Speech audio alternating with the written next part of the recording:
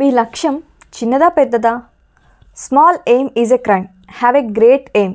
చిన్న కలలు కనడం, చిన్న లక్ష్యాలు పెట్టుకోవడం నేరం అని అబ్దుల్ కలాం గారు చెప్పారు. చిన్న లక్ష్యాలు పెట్టుకోవడం వల్ల వచ్చే నష్టాలేంటి తెలుసుకోవాలంటే ఈ స్టోరీ వినండి. ఒక రైతు 2 గుమ్మడి పిందెలను తీసుకొని ఒక గుమ్మడి పిందెను ఒక ముంతలో ఉంచాడు.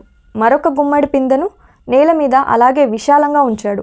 3 నెలల తర్వాత చూస్తే నేల మీద ఉన్న గుమ్మడి పింద అతి పెద్ద గుమ్మడికాయగా పెరిగింది. మరి ముంతలో ఉన్న గుమ్మడి పింద ఆ ముంత సైజుకు మాత్రమే పెరిగింది. ఈ గుమ్మడి పిందలాగానే మన మైండ్ కూడా మనం విధించుకునే పరిస్థితులు, మనం వేసుకున్న ఆనకట్టలు మన పరిస్థితులకు అనుగుణంగానే ఉండాలి అనే కట్టుబాటును మన మైండ్కి అప్పచెప్తాం.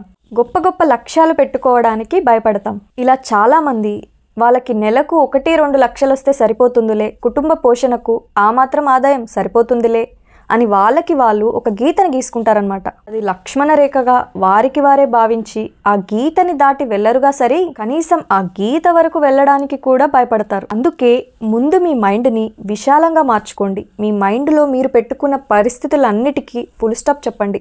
చాలా తేలికగా ఉండండి. మీ లక్ష్యం ఆకాశంలోని చంద్రుడైతే మీరు మీ బాణంతో కొబ్బరి చెట్టుకున్న కొబ్బరికాయనైనా కొట్టగలరు తెలుసా? సో ఆకాశాన్నంటే మీ లక్ష్యాన్ని పెట్టుకోండి.